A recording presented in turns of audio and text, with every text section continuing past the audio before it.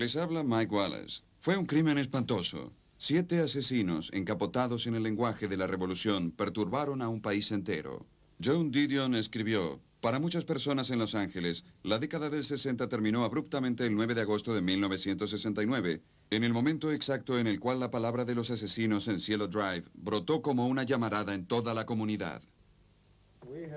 Lugarteniente Helder, tenemos un asesinato horripilante. Un investigador describió la escena como una reminiscencia de un horripilante rito religioso. 5 personas, incluyendo la actriz Sharon Tate y su esposo, el director de cine Roman Polanski. Sharon Tate estaba embarazada y fue encontrada con una soga alrededor de su cuello junto al cadáver de un hombre. Entre las víctimas, el estilista de Hollywood Jay Spring y Abigail Folger. Las autoridades no permitían penetrar en la mansión de $200,000 en las colinas con vista a Los Ángeles. Cuando llegó la policía, encontraron que las líneas de teléfono y electricidad estaban cortadas. Habían pasado cerca de 12 horas del asesinato. Un funcionario describió a los asesinos cuando dijo: en todos estos años nunca he visto algo como esto. El director Roman Polanski, esposo de Sharon Tate, regresó precipitadamente desde Londres. Negó todos los rumores que relacionaban este asesinato con un problema de drogas. Sharon jamás se volcó a las drogas, ni tampoco al alcohol. En una conferencia de prensa, Polanski describió un cuadro macabro de las escenas en el interior de su casa. Ahora la casa está abierta y ustedes podrán ver el ajuar del bebé. La habitación que ella estaba pintando. Verán mucha sangre. Mientras la policía admitía que no tenía sospechosos sobre la masacre de Bel Air, se produjeron 2 asesinatos más a 15 millas de allí, en la sección del Lago de Plata, del dueño del mercado de Los Ángeles, Leno LaBianca, y su esposa Rosemary. En un principio, la policía no había encontrado paralelos entre los asesinos de Tate y LaBianca. Sobre el pecho de LaBianca estaba escrita la palabra guerra y sobre la puerta estaba escrito muerte a los cerdos, con la sangre de una de las víctimas. La palabra cerdo estaba escrita con sangre en la puerta de la mansión Bel Air, donde fueron asesinados Sharon Tate y otras 4 personas, pero la policía no creía que los crímenes estuvieran ligados. Aquellos mensajes resultaron cruciales al ligar ambos crímenes. Mientras tanto, Los Ángeles estaba aterrada y el mundo observaba con una morbosa fascinación. Después de 3 meses, los investigadores localizaron quién estaba detrás de los asesinatos. Era Charles Manson, un desviado mental cuya carrera en el crimen tenía sus orígenes en la pobreza y la privación. Yo vengo de las colinas de Kentucky. Vengo de tiempos muy duros. Vengo de la depresión. Manson nació en Cincinnati en el año 1934, hijo ilegítimo. Después de abandonar 7º grado, nunca dejó de estar involucrado en robos y falsificaciones. Cuando era un niño acostumbraba a llorar y gritar y el viejo me decía: ¿hiciste el crimen, muchacho? Y yo le decía: sí, y él decía: bueno, cállate y cumple tu condena, y cállate y cumple tu condena. Y yo no sabía si estaba bien y tuve que cumplir una condena de 10 años. Siguieron otros arrestos. En 1967, cuando salió en libertad, Manson había pasado más de la mitad de su vida en reformatorios y cárceles. En la cárcel, Manson aprendió a tocar la guitarra. Cuando salió en libertad, se dirigió a California con la esperanza de convertirse en una estrella de la música.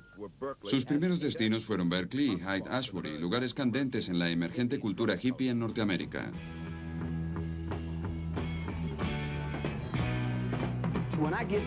Cuando regresé y vuestros muchachos me tomaron de la calle, me sacaron de la basura. Todo lo que querían era muchachas jóvenes. Amaba a las muchachas jóvenes. Estoy siguiendo a las muchachas jóvenes. No tenía otra cosa en mi mente. No trato de detener a nadie. Toco la guitarra. Soy libre. Manson consiguió que la bibliotecaria Mary Brunner se uniera a él. Luego la bailarina Susan Atkins. Había nacido la familia Manson. La policía irrumpió en la comunidad hippie de Haight-Ashbury. Para evitar el arresto, Manson y sus seguidores se escaparon a Los Ángeles. Conoció a Dennis Wilson del grupo de rock Beach Boys después de que Wilson subiera a 2 de sus chicas haciendo dedo. La familia se mudó con Wilson por 3 meses. Finalmente le robó sus ropas y destrozó su Mercedes. En agosto de 1968, Manson y sus 25 miembros de la familia se mudaron a Spahn Ranch, un armado cinematográfico desmantelado donde en años anteriores se habían filmado películas como High Noon y The Cisco Kid. En realidad nunca vivía en ranch, era una dirección postal. Más tarde, Manson negó que el ranch fuera su lugar de residencia. Vivía en mi motocicleta con mi guitarra. La vida en el ranch estaba dedicada al placer y a la violencia, todo orquestado por Charlie. Distribuía LSD y marihuana. Organizaba sesiones de sexo en grupo. En ese momento vivía con Manson su primer seguidor, Paul Watkins. Todo lo que hacíamos era divertirnos. Eso es todo lo que hacíamos. Quiero decir, solo jugábamos en el ranch, tocábamos música. Planeó sus ataques al otro mundo, a las casas de Tate y La Bianca, desde Spahn Ranch. Después de una semana de los asesinatos, Charles Manson estaba bajo custodia por robo de autos, pero la policía no lo relacionaba con ellos. Lo tenían y lo dejaron escapar. Una vez liberado, Manson regresó rápidamente a Spahn Ranch. Mientras los asesinatos estaban sin resolverse, Los Ángeles permanecía en estado de alerta. El 1 de diciembre se anunció finalmente una interrupción en la causa. El desarrollo de la información de las dos investigaciones separadas de los casos Tate y La Bianca condujeron a los detectives a la siguiente conclusión. Los crímenes en ambos casos fueron cometidos por el mismo grupo de personas. La evidencia más comprometedora provino de una de las componentes de la familia Manson, Susan Atkins, quien estaba en prisión por prostitución. Atkins confesó a un compañero de celda, Ronnie Howard, que había participado de los asesinatos de Tate y La Bianca bajo las órdenes de Charlie. Howard advirtió a los guardias y llevó la información a la policía. Manson regresó a la cárcel por robo de autos y acusaciones de incendio. Esta vez la policía lo tenía. Los acusados por el asesinato de Tate y La Bianca eran Susan Atkins, Charles Tex Watson, Patricia Krenwinkel y Linda Kasabian. Leslie Van Houten estaba implicada en el asesinato doble de La Bianca. Y detrás de todos ellos, el instigador, el manipulador, Charles Manson.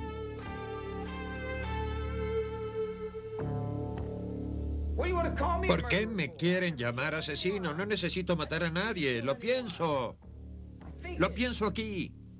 Aquí lo tengo. El proceso de la familia Manson por los 7 asesinatos conduciría al juicio penal más largo, más costoso y más caótico de la historia norteamericana. El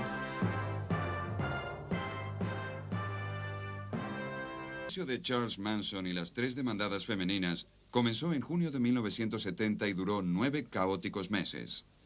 Una atmósfera de circo rodeaba el procedimiento judicial, comenzando por la contratación de los abogados, no solo los de Manson, sino también los de sus codemandados. El caso de la estrella embarazada de Hollywood, asesinada por un hippie drogadicto y loco, atrajo al periodismo de todo el mundo y con toda la publicidad. Muy pronto los acusados eclipsaron a sus víctimas como celebridades.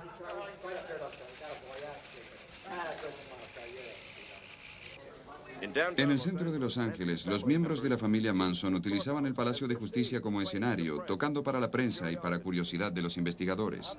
¿Cómo puede decir que no se puede cuestionar su inocencia a menos que hubiera estado allí en ese momento y que había alguien más? Bueno, ahora los diarios están haciendo deducciones. Puedo decir todo lo que yo quiera. Canto de los miembros de la familia Manson.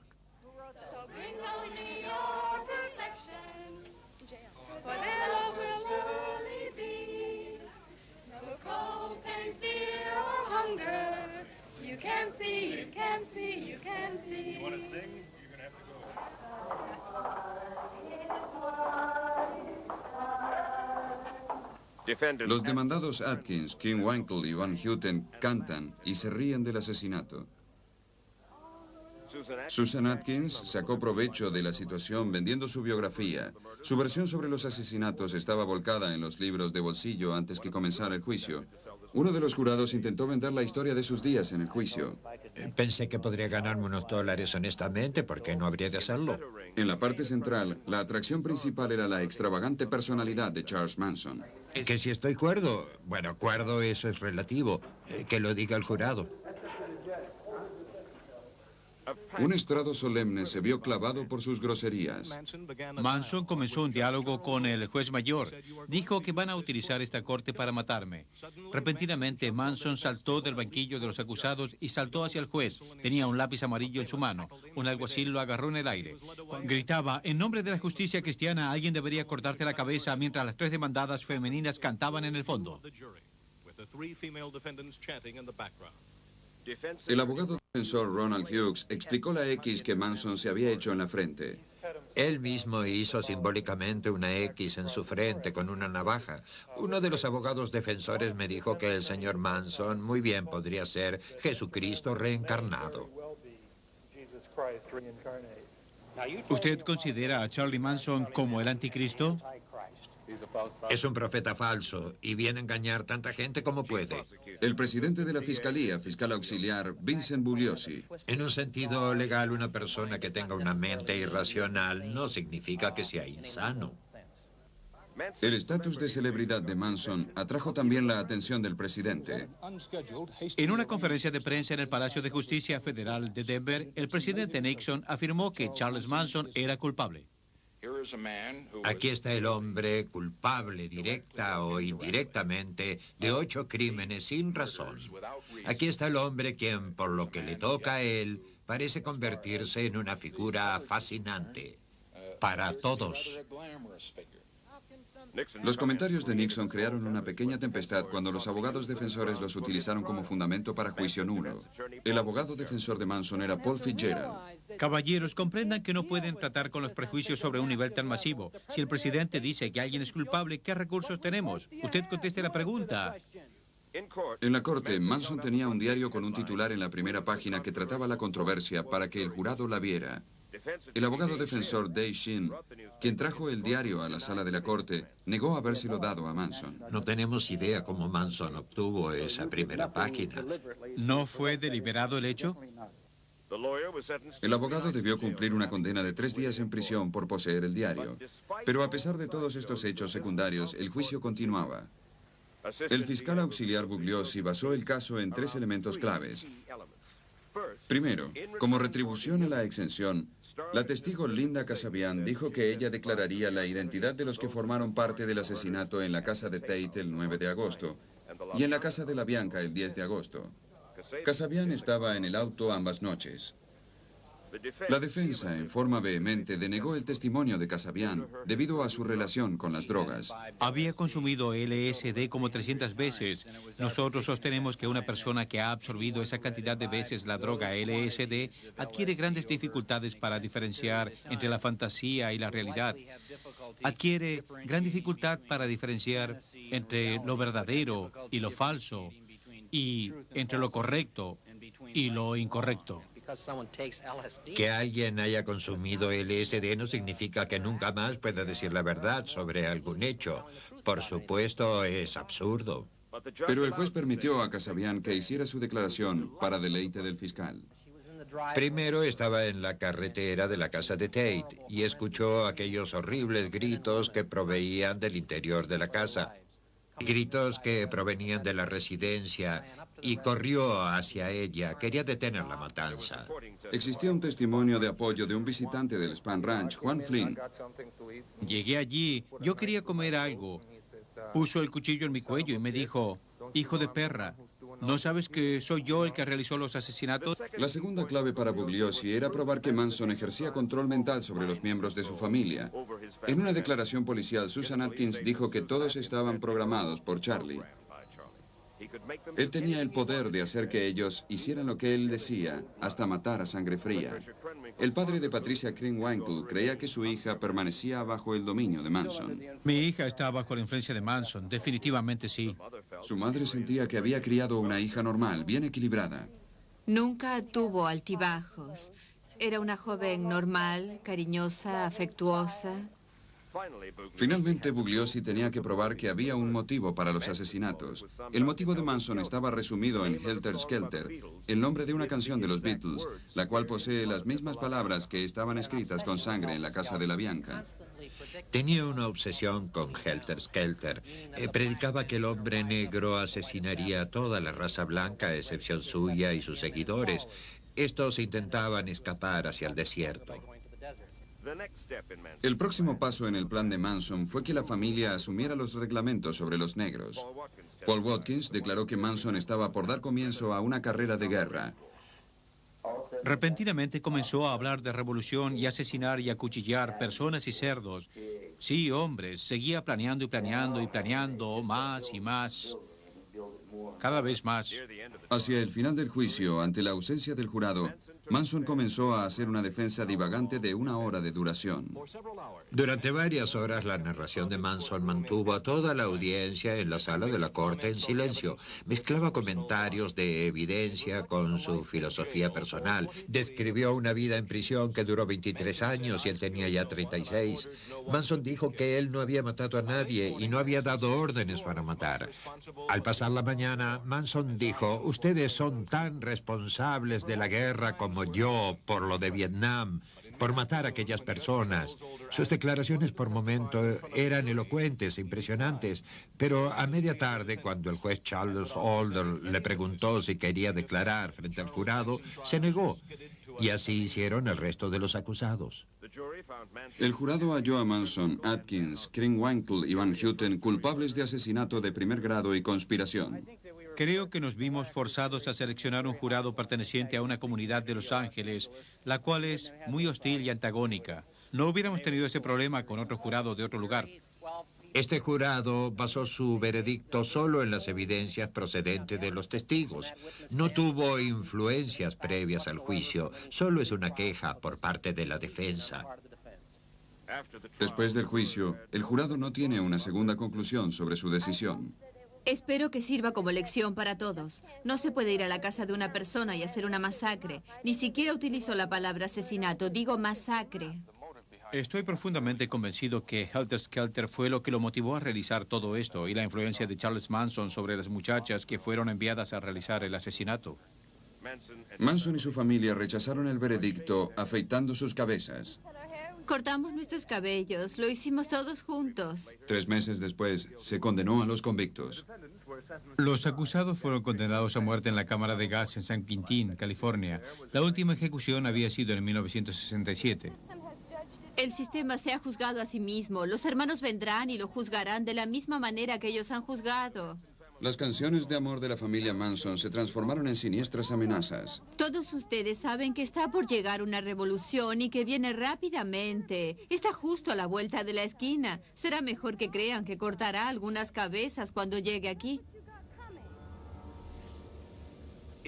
En un juicio aparte, se declaró culpable a Charles Tex Watson por los asesinatos de Tate y de La Bianca y fue condenado a muerte. Se lo consideró culpable por el 80% de las heridas producidas ambas noches. Más tarde, Watson trató de justificar su comportamiento ante una junta de libertad condicional. No quería hacer lo que estaba haciendo. Parecía como si hubiera estado controlado por otro poder. En realidad, cuando fui a la casa y cometí el asesinato, les decía a las víctimas que yo era el diablo y estaba aquí para cumplir el trabajo del diablo. En 1972, Manson y sus cohortes se salvaron de la cámara de gas cuando la Corte Suprema de California declaró inconstitucional a la pena de muerte. Como consecuencia del juicio, la historia de la familia Manson no terminaría. Los miembros de la familia Manson que estaban en libertad parecían continuar con su destructivo legado. Apuntó con un arma cargada al presidente Ford, pero se le logró secuestrar el arma y no hubo disparos. La seguidora de Manson, Lynette Squeaky Fromm, fue condenada a cadena perpetua por intento de homicidio al presidente. Mi consigna no es vuestro presidente. Mi consigna es Manson, en el aire, la tierra y en el agua. En 1976, una integrante de la familia, Sandra Good, fue condenada por enviar amenazas de muerte a funcionarios del gobierno. 10 años más tarde, usaba un brazalete para demostrar que su lealtad no había cambiado. Estos son los colores de la familia. Verde para Leslie Van Houten, amarillo para Pat Kringwinkle, dorado otra mujer de la familia, violeta para Susan y el azul es el mío. A comienzos de 1978, Manson fue admisible para libertad condicional.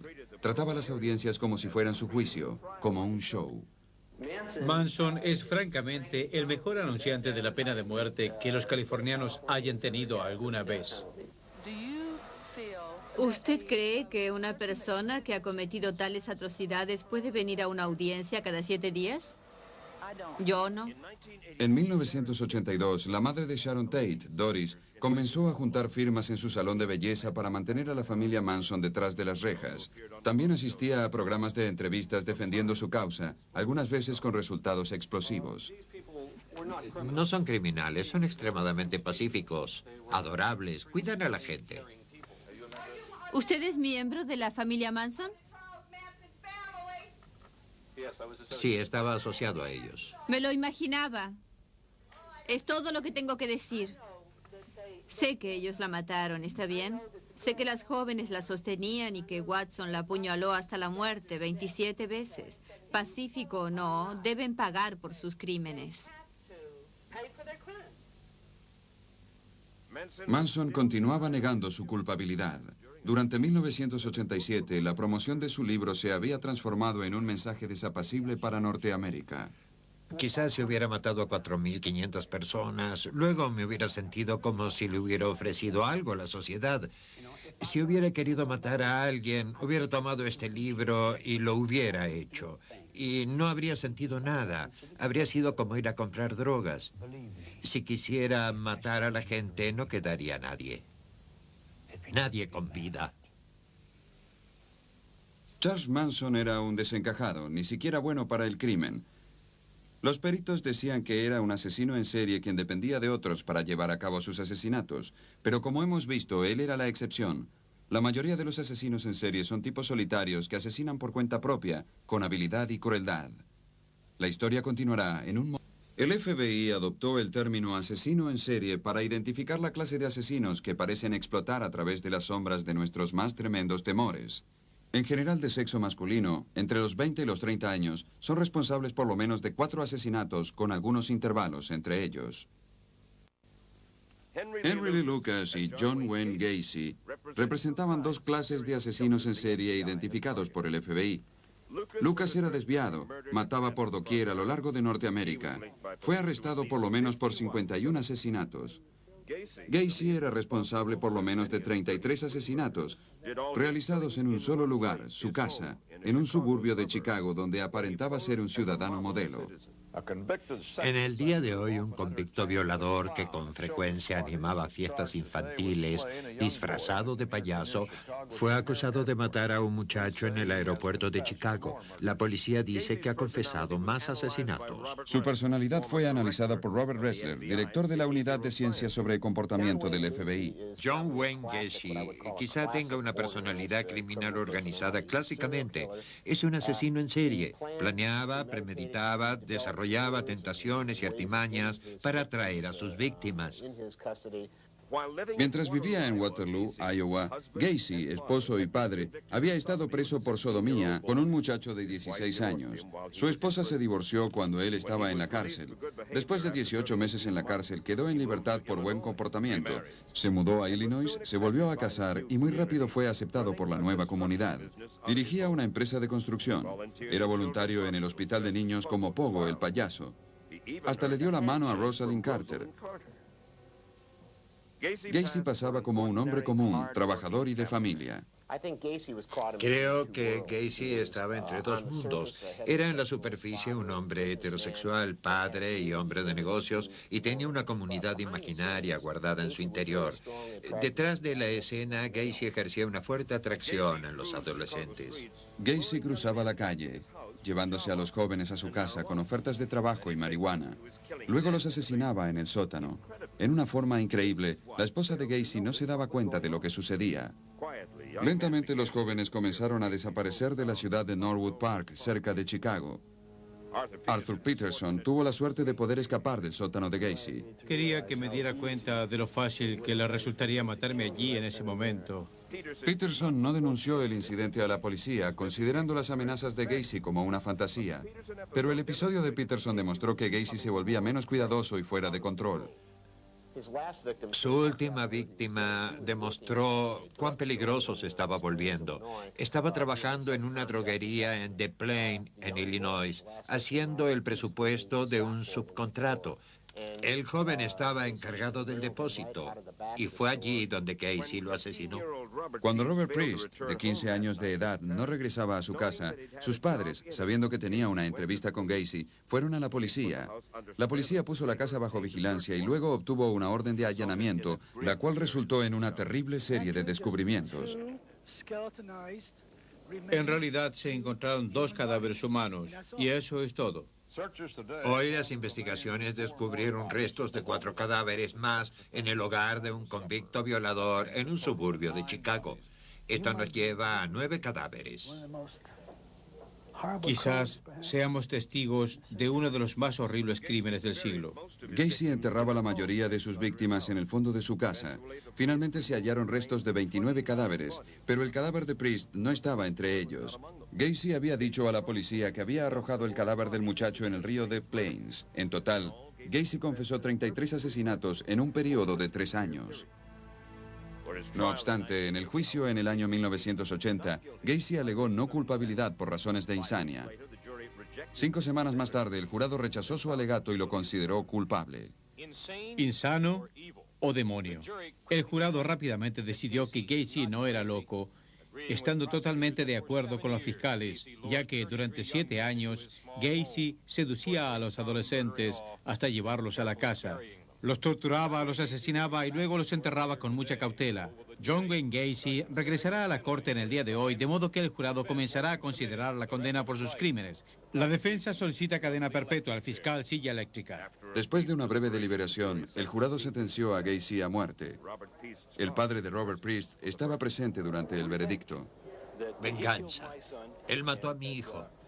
Nosotros vamos a matarlo a él. Todo se resume en una vida por otra vida. Ayudaría a matarlo si fuera necesario. 12 años más tarde, con todas las apelaciones y el transcurso del tiempo, Gacy se encontraba todavía en lucha contra la muerte. Sin demostrar ningún cargo de conciencia, cambió la historia, continuó negando que era el único responsable de los 33 asesinatos. Robert Priest fue asesinado por otro individuo en mi casa. ¿Cómo llegó a su casa? Otra persona lo trajo a mi casa. ¿Cómo hizo el otro? ¿Quién mató a Robert Priest? Y yo creo que fue estrangulado. ¿Estaba allí? No durante el crimen, pero estuve allí después y vi la remoción del cuerpo. ¿Y qué sucedió con el cuerpo? ¿Después lo tiraron al río? Lo llevó al río y lo tiró. ¿Usted lo ayudó? Sí, soy cómplice de ello. Siempre lo he consentido. Y no me mire como si fuera un bebé inocente en medio de un bosque. Un asesino en serie.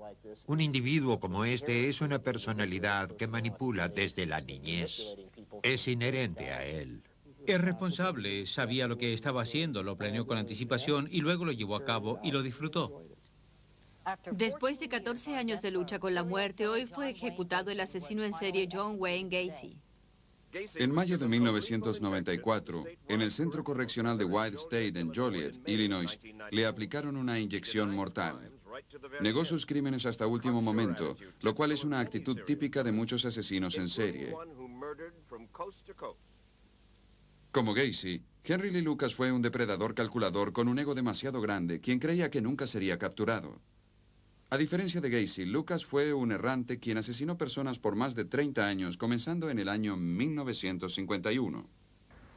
En el año 1951 yo era estudiante, tenía aproximadamente 16 años. Yo iba manejando y la vi parada en la carretera. Paré, subió al auto y la llevé al costado del camino. La violé y la maté. Henry Lee Lucas creció en una región apartada de Virginia con un padre alcohólico y una madre prostituta. Cuando era adolescente, Lucas cumplió algunas condenas por delitos menores, entre ellos robo. Cuando salió en libertad de la penitenciaría del estado de Virginia en 1953, viajó a Michigan, donde se había encontrado con su madre. 4 meses después, tuvieron una pelea a causa de una borrachera. Sí, estábamos discutiendo y peleando, y mamá me golpeó con una escoba. Y yo la tomé para golpearla con mi mano. Yo tenía un cuchillo en la mano y corté su cuello. Entonces ella murió de un ataque al corazón y me acusan a mí de su muerte. Por la muerte de su madre fue condenado a 40 años de prisión en la cárcel del estado de Michigan. Le dieron la libertad en el año 1970 debido a sus propias protestas y bajo la advertencia de que volvería a matar. Leal a su palabra, Lucas se embarcó en una carrera asesina que lo llevó a lo largo del sudeste y de la Florida. Hubo estrangulaciones, hubo disparos, Hubo cuchilladas, golpes, ahorcamientos, ahogos hasta la muerte, golpes hasta la muerte. Cualquier clase de asesinato que pueda imaginarse, yo lo realicé. La figura camaleónica eludió la policía hasta el año 1982, momento en el cual fue acusado por portación de armas en Texas. En prisión, Lucas sorprendió a las autoridades al confesar cientos de asesinatos cometidos de costa a costa. Trabajando con la policía pude reconstruir 360. Descubrimos que Lucas había intentado confesar la desaparición de Jimmy Hoffa. Había intentado reclamar que él había entregado el veneno a Jim Jones en Jonestown, cuando ellos, con todas las personas que estaban allí, fueron envenenadas. El diario Dallas Herald publicó una historia que detallaba la lista de asesinatos que Lucas había confesado con documentos, demostrando fechas y lugares de los asesinatos. Se tornaba obvio que Lucas no pudo haber cometido todos los asesinatos que él dijo que hizo. No obstante ello, en junio de 1984, una investigación oficial del estado de Texas dio lugar al procesamiento exitoso de Lucas por 5 asesinatos. El jurado pronunció el veredicto. El jurado consideró culpable a Lucas de asesinato según lo alegado en el sumario y fue condenado a muerte. Los departamentos de policía de todo el país estudiaron sus confesiones buscando posibles indicios para resolver los asesinatos en sus correspondientes jurisdicciones. A fines del año 1984, llevaron a Lucas a California en un viaje que duró 10 días y recorrieron 4.000 millas a través de los escenarios de los crímenes no resueltos. El fiscal general dijo que era un desafío a la confianza, pero era verdad. Lucas condujo a los funcionarios a docenas de lugares donde cometió los asesinatos. 15 casos quedaron cerrados. Entre ellos, se identificó un adolescente estrangulado en 1981. De la noche a la mañana, el medio transformó al condenado en una persona famosa. El don nadie se convirtió en alguien. El individuo que no ha sido nadie durante toda una vida tiene ahora 15 minutos de fama y ellos se la devoran. Es un asesino en serie. En 1985, alejado de la atención de los medios, volvemos a su lucha con la muerte en Texas. Lucas desmintió sus confesiones. Henry Lee Lucas ahora admite que no solo es un asesino, sino también mentiroso. Hay pruebas que muestran que yo no cometí esos crímenes. Lucas niega ahora haber matado 350 personas y dice que funcionarios de la policía lo ayudaron a confesar los crímenes no resueltos. ¿Quiere decir que ellos le contaban sobre algún caso y usted lo repetía? Bien, quizás yo lo haya cometido.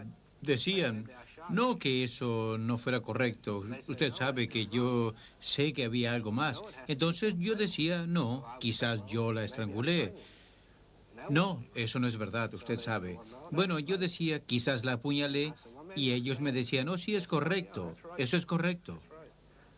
Usted toma la palabra de un funcionario de la policía con años de experiencia, o la palabra de un asesino convicto que también es un mentiroso. He matado a una persona por la cual soy responsable, y esa es mi madre. Solo maté a mi madre. Es algo que esperábamos desde hace mucho tiempo. Lucas es un asesino masivo, un asesino en serie, ya que su motivación primaria es escapar de la pena de muerte. Al igual que John Wayne Gacy, en sus últimas 11 horas de vida, Henry Lee Lucas apeló a todas sus convicciones, pero no tuvo éxito. Como resultado de las investigaciones en el caso de Henry Lee Lucas, el FBI comenzó a desarrollar sistemas para el análisis de crímenes y ayudar así a las autoridades locales a capturar asesinos en serie con mayor efectividad. Y como veremos, aquellos métodos se centralizaron en la captura y condena de Wayne Williams en el caso de asesinatos de chicos en Atlanta.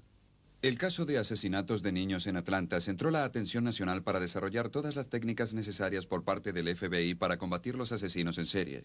Funcionarios del FBI se vieron involucrados en la causa, desde el análisis en las escenas del crimen hasta estrategias en la sala de la corte.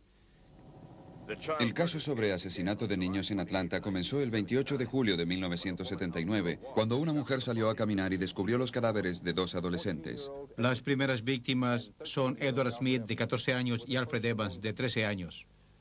No estamos viviendo días muy placenteros en el sur de Atlanta. Hay un individuo que está raptando y asesinando a niños negros y la policía está detrás del caso. ¿Por qué no tenemos datos? Es una pregunta retórica. Si los tuviéramos, los daríamos a conocer. En los próximos 12 meses se encontraron los cadáveres de 10 niños más de entre 9 y 14 años de edad. La mayoría de ellos habían sido estrangulados o golpeados. Todos ellos eran negros. En los últimos 16 meses en la ciudad de Atlanta han desaparecido o han sido asesinados 14 niños negros. A pesar de las nuevas medidas de seguridad, la comunidad negra estaba al borde del pánico. ¿Tu madre te vendrá a buscar? Sí. ¿Dónde está? Allí.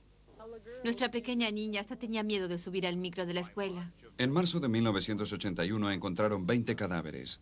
En primer término, suponían que un fanático blanco mataba a los niños. Luego pensaron que un funcionario de la policía estaba detrás de los asesinatos. La presión por parte de las autoridades para el arresto era enorme. Estaba segura de que se tratara de un asesino en serie. Finalmente, el alcalde de Atlanta, Maynard Jackson, pidió al FBI que se uniera al caso. Necesitábamos cualquier clase de ayuda que el gobierno federal pudiera darnos. Robert Ressler y el FBI utilizaron una técnica llamada perfil criminal para proponer un retrato de un posible sospechoso para la policía.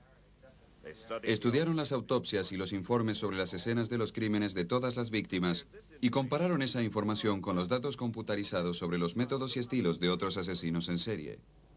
Históricamente, casi todos los asesinos en serie habían sido caucásicos, pero después de completar el perfil, Ressler y su equipo del FBI dijeron a la policía de Atlanta que buscara un asesino negro. Nos dimos cuenta que un negro estaba detrás del crimen de negros, porque pensamos, si el asesino es negro, podía mezclarse entre los negros, y luego, al penetrar en esos lugares, podía cometer los crímenes. El FBI pensaba que el asesino era una persona en la cual confiaban las víctimas. También dieron instrucciones para que la policía rastreara cada puente de la ciudad, ya que el modus operandi del asesino era arrojar a sus víctimas a ríos y lagos. El FBI estaba muy cerca del blanco.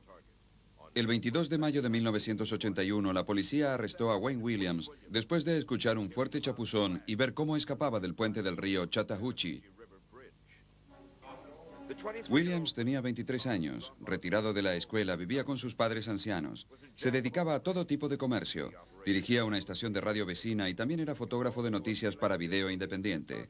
Cubría a la policía y los bomberos para las estaciones de TV de Atlanta. En el momento de su arresto, era un promotor de música independiente, reconociendo jóvenes talentos en los barrios negros. Munidos de una orden de allanamiento, los funcionarios del FBI y miembros de la policía de Atlanta allanaron la casa donde vivía Wayne Williams, de 23 años de edad, con sus padres. Williams negó haber tirado algo al agua. Investigando su vehículo, la policía encontró sogas de nylon, un par de guantes, algunos cabellos y manchas de sangre en el asiento de adelante. Pero debido a que ninguna de las evidencias lo ligaban a los crímenes y debido también a que no había aparecido ninguna víctima en ese momento, quedó en libertad. 2 días más tarde apareció en el río Chattahoochee el cadáver de Nathaniel Cater, víctima número 28. A medida que continuaba el procedimiento, se supo que Williams había visitado algunos de los escenarios de los crímenes como voluntario en los equipos de búsqueda y hasta quiso trabajar en la morgue donde se enviaban los cadáveres de las víctimas. Esto en realidad mostraba la naturaleza morbosa que poseía el individuo. Penetrar, estar cerca de las circunstancias de los crímenes que él mismo había cometido, de la destrucción que él había causado.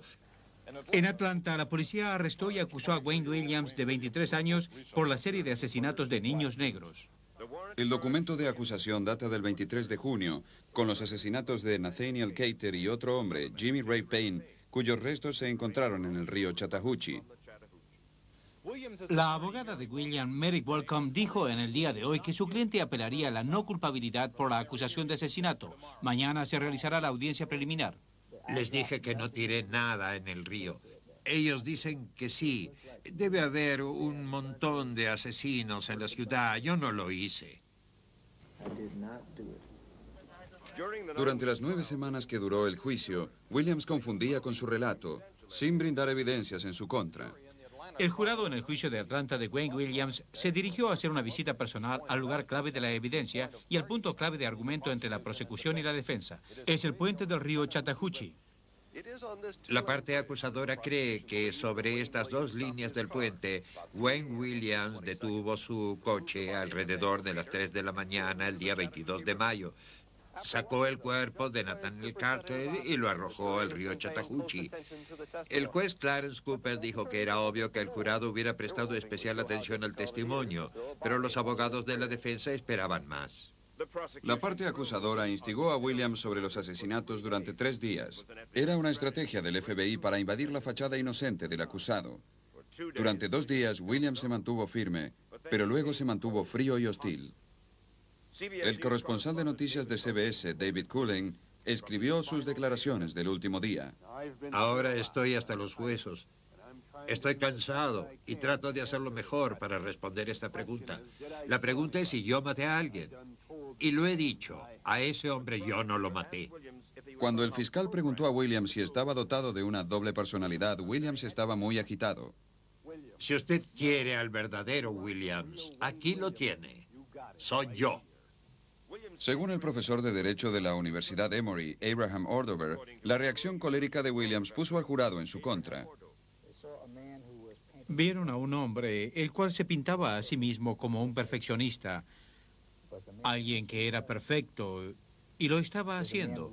Pero el hombre que contestaba las preguntas era un hombre revelado al verse imperfecto y que no podía asumirlo. La actuación de Williams en los testimonios fue tan peligrosa como las pruebas presentadas por los forenses. Se encontraron muestras de fibras microscópicas en los cuerpos de 2 de las víctimas, las cuales coincidieron con fibras que se hallaban en las alfombras y mantas de la casa y el auto de Williams. Los testigos por la parte acusadora también dieron declaraciones que lo comprometían peligrosamente con otras 10 víctimas. La defensa rechazó toda la evidencia por ser circunstancial, según ellos, pero no avanzaron. El veredicto de esta noche, culpable. Y al final Williams dijo que él era inocente, que él no había asesinado a los 28 niños de Atlanta. Pero el jurado descubrió con certeza que por lo menos había asesinado a 2 de ellos, Jimmy Ray Payne y Nathaniel Carter, las 2 víctimas por las cuales Williams fue acusado formalmente. La sentencia fue de 2 cadenas perpetuas consecutivas. La fiscalía se sentía satisfecha con la confianza en que Williams les pertenecía. Todo este tiempo estuvimos trabajando en el caso. Tratamos de excluir a Wayne Williams. No pudimos excluirlo. Conseguimos la evidencia necesaria que incluía a Wayne Williams. Creo que es el caso de mayor magnitud que hemos tenido y dará origen a evidencias científicas en juicios penales en Norteamérica. Creo que la evidencia de las fibras microscópicas era la más ciega a la cual podían atenerse. La Suprema Corte de Georgia rechazó una apelación sobre el veredicto, pero las dudas acerca de cuántas víctimas pertenecían a Williams continuaba. Aún hoy quedaron muchas preguntas sin respuesta sobre el caso de Wade Williams. Como dije, creo que Wade Williams mató a muchas personas, más que las que motivaron su condena. No creo que Williams haya matado a las personas que él dice. Pero cuando Williams entró en prisión, las autoridades señalaron que el asesinato de niños en Atlanta había terminado. Vivieron y murieron uno por uno en un periodo de 22 meses. Eran personas, eran jóvenes, tenían un nombre, una personalidad, un círculo familiar, un círculo de amigos y una vecindad a la cual llamaban hogar. LaTonya Wilson, 8 años. Aaron Jackson, 9 años. Jimmy Ray Payne, 21 años. William Barrett, 17 años. Nathaniel Carter, 27 años.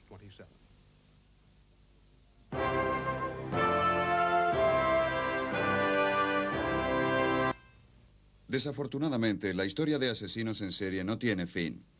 Aún con las condenas de Charles Manson, John Wayne Gacy, Henry Lee Lucas y Wayne Williams, quedan muchos otros asesinos en serie. Y a pesar del avance de la tecnología y el cuidadoso trabajo de la policía, muchos asesinos en serie viven en la sombra de la sociedad sin ser arrestados. Los expertos en asesinos en serie dicen que lo que es más terrible es la naturaleza de nuestra sociedad, abierta, libre, variable, lo cual hace prácticamente inevitable la no reaparición de otro asesino en serie a la deriva, aquí, en nuestro medio. Les habla Mike Wallace y nuestro programa es Siglo XX.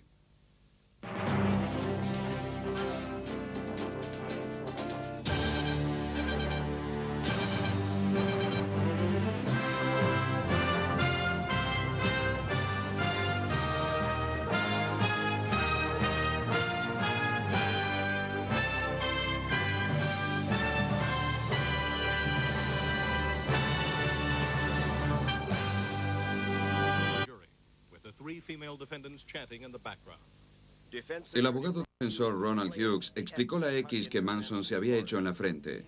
Él mismo hizo simbólicamente una X en su frente con una navaja. Uno de los abogados defensores me dijo que el señor Manson muy bien podría ser Jesucristo reencarnado. ¿Usted considera a Charlie Manson como el anticristo? Es un profeta falso y viene a engañar tanta gente como puede. El presidente de la Fiscalía, fiscal auxiliar, Vincent Bugliosi. En un sentido legal, una persona que tenga una mente irracional no significa que sea insano. El estatus de celebridad de Manson atrajo también la atención del presidente.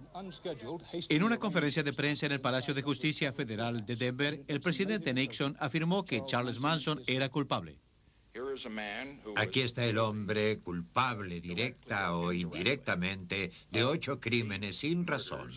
Aquí está el hombre quien, por lo que le toca a él, parece convertirse en una figura fascinante para todos. Los comentarios de Nixon crearon una pequeña tempestad cuando los abogados defensores los utilizaron como fundamento para juicio nulo. El abogado defensor de Manson era Paul Fitzgerald. Caballeros, comprendan que no pueden tratar con los prejuicios sobre un nivel tan masivo. Si el presidente dice que alguien es culpable, ¿qué recursos tenemos? Usted conteste la pregunta. En la corte, Manson tenía un diario con un titular en la primera página que trataba la controversia para que el jurado la viera.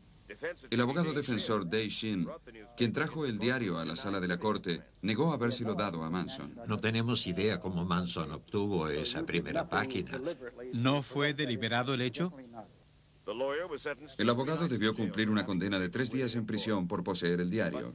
Pero a pesar de todos estos hechos secundarios, el juicio continuaba. El fiscal auxiliar Bugliosi basó el caso en 3 elementos claves. Primero, como retribución a la exención, la testigo Linda Kasabian dijo que ella declararía la identidad de los que formaron parte del asesinato en la casa de Tate el 9 de agosto y en la casa de LaBianca el 10 de agosto. Kasabian estaba en el auto ambas noches. La defensa, en forma vehemente, denegó el testimonio de Kasabian debido a su relación con las drogas. Había consumido LSD como 300 veces. Nosotros sostenemos que una persona que ha absorbido esa cantidad de veces la droga LSD adquiere grandes dificultades para diferenciar entre la fantasía y la realidad. Adquiere gran dificultad para diferenciar entre lo verdadero y lo falso, y entre lo correcto y lo incorrecto. Que alguien haya consumido LSD no significa que nunca más pueda decir la verdad sobre algún hecho. Por supuesto, es absurdo. El esposo de Sharon Tate regresó precipitadamente desde Londres. Negó todos los rumores que relacionaban este asesinato con un problema de drogas. Sharon jamás se volcó a las drogas, ni tampoco al alcohol. En una conferencia de prensa, Polanski describió un cuadro macabro de las escenas en el interior de su casa. Ahora la casa está abierta y ustedes podrán ver el ajuar del bebé, la habitación que ella estaba pintando. Verán mucha sangre. Mientras la policía admitía que no tenía sospechosos sobre la masacre de Bel Air, se produjeron 2 asesinatos más a 15 millas de allí, en la sección del Lago de Plata, del dueño del mercado de Los Ángeles, Leno LaBianca, y su esposa Rosemary. En un principio, la policía no había encontrado paralelos entre los asesinos de Tate y LaBianca. Sobre el pecho de LaBianca estaba escrita la palabra guerra y sobre la puerta estaba escrito muerte a los cerdos, con la sangre de una de las víctimas. La palabra cerdo estaba escrita con sangre en la puerta de la mansión Bel Air, donde fueron asesinados Sharon Tate y otras 4 personas, pero la policía no creía que los crímenes estuvieran ligados. Aquellos mensajes resultaron cruciales al ligar ambos crímenes. Mientras tanto, Los Ángeles estaba aterrada y el mundo observaba con una morbosa fascinación. Después de 3 meses, los investigadores localizaron quién estaba detrás de los asesinatos. Era Charles Manson, un desviado mental cuya carrera en el crimen tenía sus orígenes en la pobreza y la privación. Yo vengo de las colinas de Kentucky. Vengo de tiempos muy duros. Vengo de la depresión. Manson nació en Cincinnati en el año 1934, hijo ilegítimo. Después de abandonar séptimo grado, nunca dejó de estar involucrado en robos y falsificaciones.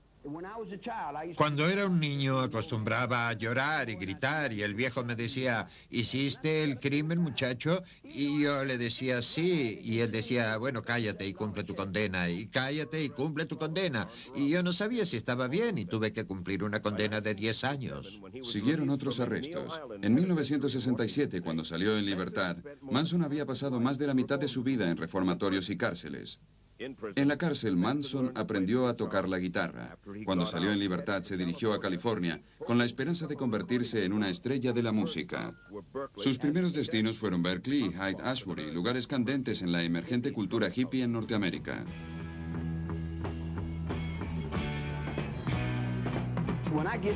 Cuando regresé y vuestros muchachos me tomaron de la calle, me sacaron de la basura. Todo lo que querían eran muchachas jóvenes. Amaba a las muchachas jóvenes. Estoy siguiendo a las muchachas jóvenes. No tenía otra cosa en mi mente. No trato de detener a nadie.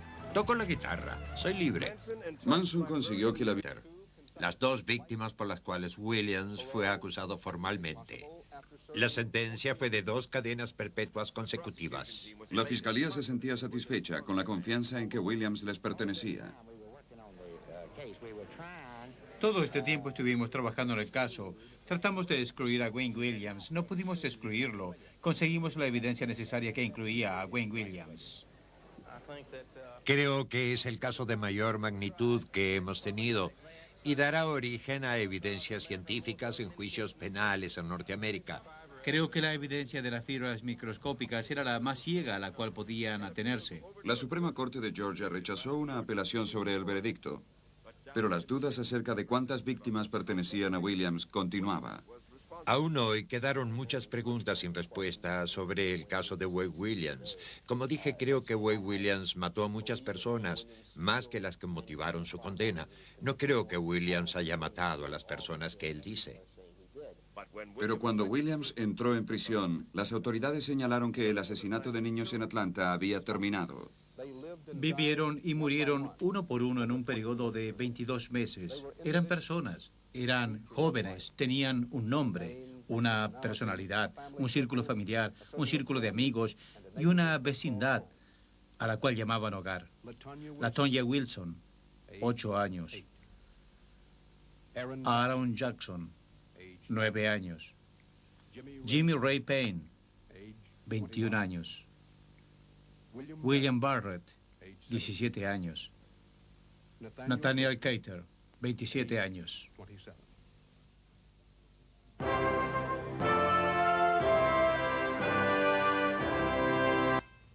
Desafortunadamente, la historia de asesinos en serie no tiene fin. Aún con las condenas de Charles Manson, John Wayne Gacy, Henry Lee Lucas y Wayne Williams, quedan muchos otros asesinos en serie. Y a pesar del avance de la tecnología y el cuidadoso trabajo de la policía, muchos asesinos en serie viven en la sombra de la sociedad sin ser arrestados. Los expertos en asesinos en serie dicen que lo que es más terrible es la naturaleza de nuestra sociedad, abierta, libre, variable, lo cual hace prácticamente inevitable la no reaparición de otro asesino en serie a la deriva, aquí, en nuestro medio. Les habla Mike Wallace y nuestro programa es Siglo XX.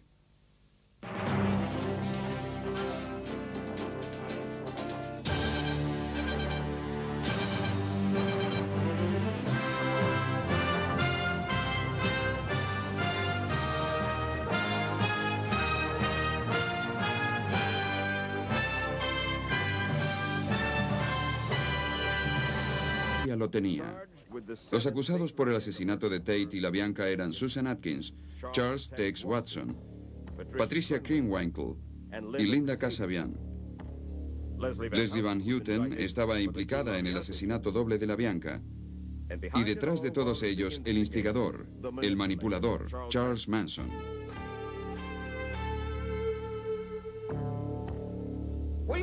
¿Por qué me quieren llamar asesino? No necesito matar a nadie. Lo pienso. Lo pienso aquí. Aquí lo tengo. El proceso de la familia Manson por los 7 asesinatos conduciría al juicio penal más largo, más costoso y más caótico de la historia norteamericana.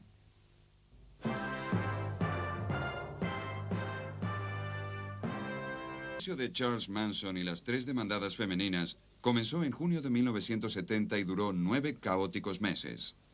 Una atmósfera de circo rodeaba el procedimiento judicial, comenzando por la contratación de los abogados, no solo los de Manson, sino también los de sus codemandados.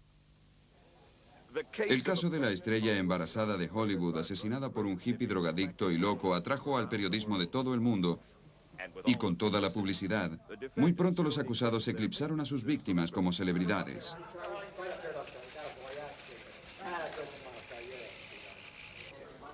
En el centro de Los Ángeles, los miembros de la familia Manson utilizaban el Palacio de Justicia como escenario, tocando para la prensa y para curiosidad de los investigadores.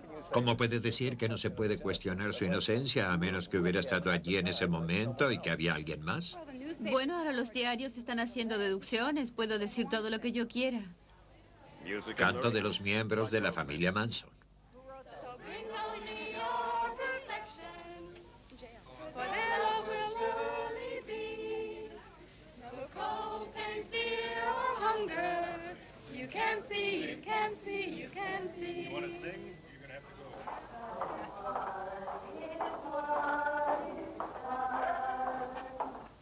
Los demandados Atkins, Kim Winkle y Van Houten cantan y se ríen del asesinato. Susan Atkins sacó provecho de la situación vendiendo su biografía. Su versión sobre los asesinatos estaba volcada en los libros de bolsillo antes que comenzara el juicio. Uno de los jurados intentó vender la historia de sus días en el juicio. Pensé que podría ganarme unos dólares honestamente, ¿por qué no habría de hacerlo? En la parte central, la atracción principal era la extravagante personalidad de Charles Manson. Que si estoy cuerdo, bueno, cuerdo eso es relativo, que lo diga el jurado. Un estrado solemne se vio clavado por sus groserías. Manson comenzó un diálogo con el juez mayor. Dijo que van a utilizar esta corte para matarme. Comenzó a juntar firmas en su salón de belleza para mantener a la familia Manson detrás de las rejas. También asistía a programas de entrevistas defendiendo su causa, algunas veces con resultados explosivos. No son criminales, son extremadamente pacíficos, adorables, cuidan a la gente. ¿Usted es miembro de la familia Manson? Sí, estaba asociado a ellos. Me lo imaginaba. Es todo lo que tengo que decir. Sé que ellos la mataron, ¿está bien? Sé que las jóvenes la sostenían y que Watson la apuñaló hasta la muerte 27 veces. Pacífico o no, deben pagar por sus crímenes. Manson continuaba negando su culpabilidad. Durante 1987, la promoción de su libro se había transformado en un mensaje desapacible para Norteamérica. Quizás si hubiera matado a 4.500 personas, luego me hubiera sentido como si le hubiera ofrecido algo a la sociedad. Si hubiera querido matar a alguien, hubiera tomado este libro y lo hubiera hecho. Y no habría sentido nada. Habría sido como ir a comprar drogas. Si quisiera matar a la gente, no quedaría nadie. Nadie con vida. Charles Manson era un desencajado, ni siquiera bueno para el crimen. Los peritos decían que era un asesino en serie quien dependía de otros para llevar a cabo sus asesinatos. Pero como hemos visto, él era la excepción. La mayoría de los asesinos en serie son tipos solitarios que asesinan por cuenta propia, con habilidad y crueldad. La historia continuará en un momento. El FBI adoptó el término asesino en serie para identificar la clase de asesinos que parecen explotar a través de las sombras de nuestros más tremendos temores. En general de sexo masculino, entre los 20 y los 30 años, son responsables por lo menos de 4 asesinatos con algunos intervalos entre ellos. Henry Lee Lucas y John Wayne Gacy representaban 2 clases de asesinos en serie identificados por el FBI. Lucas era desviado, mataba por doquier a lo largo de Norteamérica. Fue arrestado por lo menos por 51 asesinatos. Gacy era responsable por lo menos de 33 asesinatos, realizados en un solo lugar, su casa, en un suburbio de Chicago donde aparentaba ser un ciudadano modelo. En el día de hoy, un convicto violador que con frecuencia animaba fiestas infantiles disfrazado de payaso fue acusado de matar a un muchacho en el aeropuerto de Chicago. La policía dice que ha confesado más asesinatos. Su personalidad fue analizada por Robert Ressler, director de la Unidad de Ciencias sobre Comportamiento del FBI. John Wayne Gacy quizá tenga una personalidad criminal organizada clásicamente. Es un asesino en serie. Planeaba, premeditaba, desarrollaba tentaciones y artimañas para atraer a sus víctimas. Descubrimos que Lucas había intentado confesar la desaparición de Jimmy Hoffa. Había intentado reclamar que él había entregado el veneno a Jim Jones en Jonestown, cuando ellos, con todas las personas que estaban allí, fueron envenenadas. El diario Dallas Herald publicó una historia que detallaba la lista de asesinatos que Lucas había confesado con documentos, demostrando fechas y lugares de los asesinatos. Se tornaba obvio que Lucas no pudo haber cometido todos los asesinatos que él dijo que hizo. No obstante ello, en junio de 1984, una investigación oficial del estado de Texas dio lugar al procesamiento exitoso de Lucas por 5 asesinatos. El jurado pronunció el veredicto. El jurado consideró culpable a Lucas de asesinato según lo alegado en el sumario y fue condenado a muerte. Los departamentos de policía de todo el país estudiaron sus confesiones buscando posibles indicios para resolver los asesinatos en sus correspondientes jurisdicciones. A fines del año 1984, llevaron a Lucas a California en un viaje que duró 10 días y recorrieron 4.000 millas a través de los escenarios de los crímenes no resueltos. El fiscal general dijo que era un desafío a la confianza, pero era verdad. Lucas condujo a los funcionarios a docenas de lugares donde cometió los asesinatos. 15 casos quedaron cerrados. Entre ellos, se identificó un adolescente estrangulado en 1981. De la noche a la mañana, el medio transformó al condenado en una persona famosa. El don nadie se convirtió en alguien. El individuo que no ha sido nadie durante toda una vida tiene ahora 15 minutos de fama y ellos se la devoran. Es un asesino en serie. En 1985, alejado de la atención de los medios, volvemos a su lucha con la muerte en Texas. Lucas desmintió sus confesiones. Henry Lee Lucas ahora admite que no solo es un asesino, sino también mentiroso. Hay pruebas que muestran que yo no cometí esos crímenes. Lucas niega ahora haber matado 350 personas y dice que funcionarios de la policía lo ayudaron a confesar los crímenes no resueltos. ¿Quiere decir que ellos le contaban sobre algún caso y usted lo repetía? Bien, quizás yo lo haya cometido.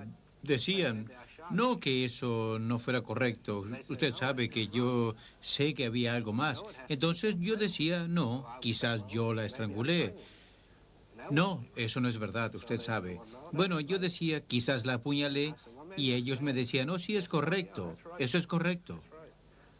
Usted toma la palabra de un funcionario de la policía con años de experiencia, o la palabra de un asesino convicto que también es un mentiroso. He matado a una persona por la cual soy responsable, y esa es mi madre. Solo maté a mi madre. Es algo que esperábamos desde hace mucho tiempo. Lucas es un asesino masivo, un asesino en serie, ya que su motivación primaria... Pero se le logró secuestrar el arma y no hubo disparos. La seguidora de Manson, Lynette Squeaky Fromm, fue condenada a cadena perpetua por intento de homicidio al presidente. Mi consigna no es vuestro presidente. Mi consigna es Manson, en el aire, la tierra y en el agua. En 1976, una integrante de la familia, Sandra Good, fue condenada por enviar amenazas de muerte a funcionarios del gobierno. 10 años más tarde, usaba un brazalete para demostrar que su lealtad no había cambiado. Estos son los colores de la familia. Verde para Leslie Van Houten, amarillo para Pat Krenwinkel, dorado otra mujer de la familia, violeta para Susan y el azul es el mío. A comienzos de 1978, Manson fue admisible para libertad condicional. Trataba las audiencias como si fueran su juicio, como un show. Manson es francamente el mejor anunciante de la pena de muerte que los californianos hayan tenido alguna vez. ¿Usted cree que una persona que ha cometido tales atrocidades puede venir a una audiencia cada 7 días? Yo no. En 1982, la madre de Sharon Tate, Doris, comenzó a juntar firmas en su salón de belleza para mantener a la familia Manson detrás de las rejas. También asistía a programas de entrevistas defendiendo su causa, algunas veces con resultados explosivos. No son criminales, son extremadamente pacíficos, adorables, cuidan a la gente. ¿Usted es miembro de la familia Manson? Sí, estaba asociado a ellos. Me lo imaginaba. Es todo lo que tengo que decir. Sé que ellos la mataron, ¿está bien? Sé que las jóvenes la sostenían y que Watson la apuñaló hasta la muerte 27 veces. Pacífico o no, deben pagar por sus crímenes. Manson continuaba negando su culpabilidad. Durante 1987, la promoción de su libro se había transformado en un mensaje desapacible para Norteamérica. Quizás si hubiera matado a 4.500 personas, luego me hubiera sentido como si le hubiera ofrecido algo a la sociedad.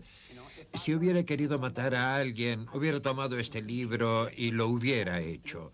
Y no habría sentido nada. Habría sido como ir a comprar drogas. Si quisiera matar a la gente, no quedaría nadie. Nadie con vida. Charles Manson era un desencajado, ni siquiera bueno para el crimen. Los peritos decían que era un asesino en serie quien dependía de otros para llevar a cabo sus asesinatos. Pero como hemos visto, él era la excepción. La mayoría de los asesinos en serie son tipos solitarios que asesinan por cuenta propia, con habilidad y crueldad. La historia continuará en un momento. El FBI adoptó el término asesino en serie para identificar la clase de asesinos que parecen explotar a través de las sombras de nuestros más tremendos. Su última víctima demostró cuán peligroso se estaba volviendo. Estaba trabajando en una droguería en Des Plaines, en Illinois, haciendo el presupuesto de un subcontrato. El joven estaba encargado del depósito y fue allí donde Gacy lo asesinó. Cuando Robert Priest, de 15 años de edad, no regresaba a su casa, sus padres, sabiendo que tenía una entrevista con Gacy, fueron a la policía. La policía puso la casa bajo vigilancia y luego obtuvo una orden de allanamiento, la cual resultó en una terrible serie de descubrimientos. En realidad se encontraron 2 cadáveres humanos y eso es todo. Hoy las investigaciones descubrieron restos de 4 cadáveres más en el hogar de un convicto violador en un suburbio de Chicago. Esto nos lleva a 9 cadáveres. Quizás seamos testigos de uno de los más horribles crímenes del siglo. Gacy enterraba la mayoría de sus víctimas en el fondo de su casa. Finalmente se hallaron restos de 29 cadáveres, pero el cadáver de Priest no estaba entre ellos. Gacy había dicho a la policía que había arrojado el cadáver del muchacho en el río de Plains. En total, Gacy confesó 33 asesinatos en un periodo de 3 años. No obstante, en el juicio en el año 1980, Gacy alegó no culpabilidad por razones de insania. 5 semanas más tarde, el jurado rechazó su alegato y lo consideró culpable. ¿Insano o demonio? El jurado rápidamente decidió que Gacy no era loco, estando totalmente de acuerdo con los fiscales, ya que durante 7 años Gacy seducía a los adolescentes hasta llevarlos a la casa. Los torturaba, los asesinaba y luego los enterraba con mucha cautela. John Wayne Gacy regresará a la corte en el día de hoy, de modo que el jurado comenzará a considerar la condena por sus crímenes. La defensa solicita cadena perpetua al fiscal Silla Eléctrica. Después de una breve deliberación, el jurado sentenció a Gacy a muerte. El padre de Robert Priest estaba presente durante el veredicto. Venganza. Él mató a mi hijo. Nosotros vamos a matarlo a él. Todo se resume en una vida por otra vida. Ayudaría a matarlo si fuera necesario. 12 años más tarde, con todas las apelaciones y el transcurso del tiempo, Gacy se encontraba todavía en lucha contra la muerte. Sin demostrar ningún cargo de conciencia, cambió la historia, continuó negando que era el único responsable de los 33 asesinatos. Robert Pease fue asesinado por otro individuo en mi casa. ¿Cómo llegó a su casa? Otra persona lo trajo a mi casa. ¿Cómo hizo el otro? ¿Quién mató a Robert Pease? Y yo creo que fue estrangulado. ¿Estaba allí? No durante el crimen, pero estuve allí después y vi la remoción del cuerpo. ¿Y qué sucedió con el cuerpo? ¿Después lo tiraron al río? Lo llevó al río y lo tiró. ¿Usted lo ayudó? Sí, soy cómplice de ello. Siempre lo he considerado. La tierra y en el agua. En 1976, una integrante de la familia, Sandra Good, fue condenada por enviar amenazas de muerte a funcionarios del gobierno. 10 años más tarde, usaba un brazalete para demostrar que su lealtad no había cambiado. Estos son los colores de la familia. Verde para Leslie Van Houten, amarillo para Pat, Krinwinkle, dorado otra mujer de la familia, violeta para Susan, y el azul es el mío.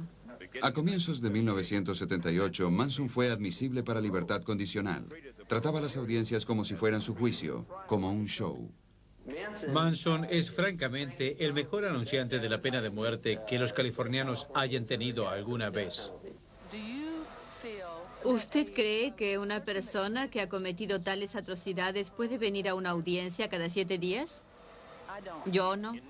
En 1982, la madre de Sharon Tate, Doris, comenzó a juntar firmas en su salón de belleza para mantener a la familia Manson detrás de las rejas. También asistía a programas de entrevistas defendiendo su causa, algunas veces con resultados explosivos. No son criminales, son extremadamente pacíficos, adorables, cuidan a la gente.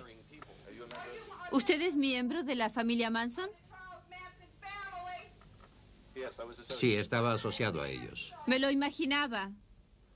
Es todo lo que tengo que decir. Sé que ellos la mataron, ¿está bien? Sé que las jóvenes la sostenían y que Watson la apuñaló hasta la muerte 27 veces. Pacífico o no, deben pagar por sus crímenes. Manson continuaba negando su culpabilidad. Durante 1987, la promoción de su libro se había transformado en un mensaje desapacible para Norteamérica. Quizás si hubiera matado a 4.500 personas, luego me hubiera sentido como si le hubiera ofrecido algo a la sociedad. Si hubiera querido matar a alguien, hubiera tomado este libro y lo hubiera hecho. Y no habría sentido nada. Habría sido como ir a comprar drogas. Si quisiera matar a la gente, no quedaría nadie. Nadie con vida.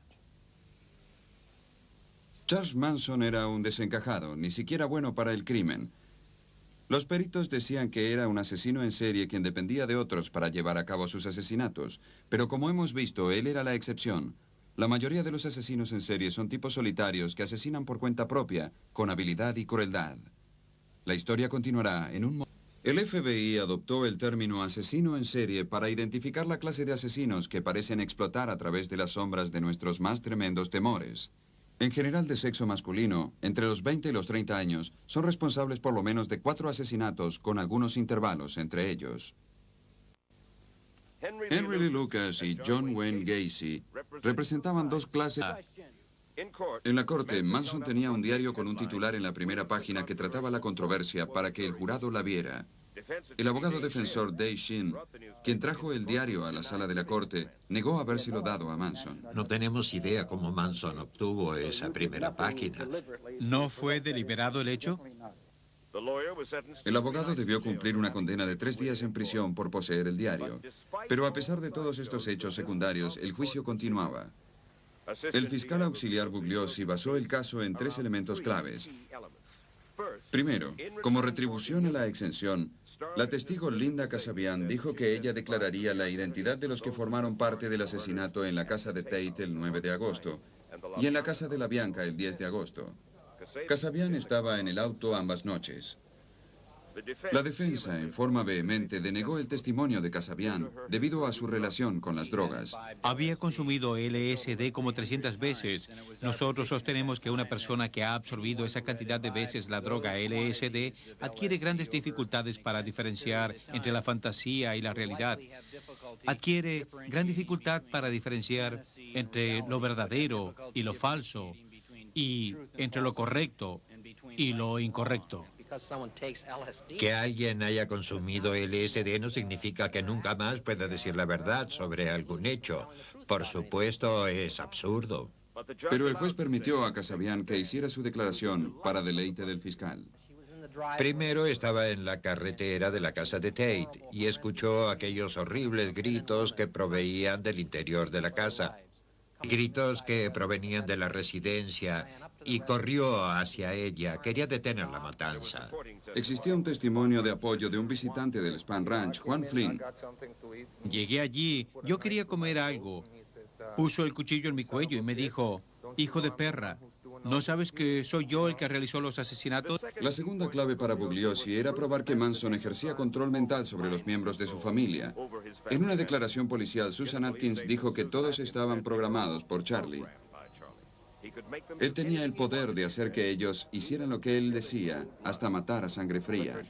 El padre de Patricia Krenwinkel creía que su hija permanecía bajo el dominio de Manson. Mi hija está bajo la influencia de Manson, definitivamente sí. Su madre sentía que había criado una hija normal, bien equilibrada. Nunca tuvo altibajos. Era una joven normal, cariñosa, afectuosa.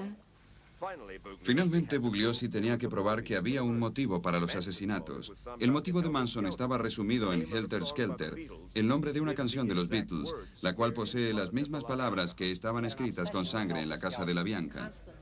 Tenía una obsesión con Helter Skelter. Predicaba que el hombre negro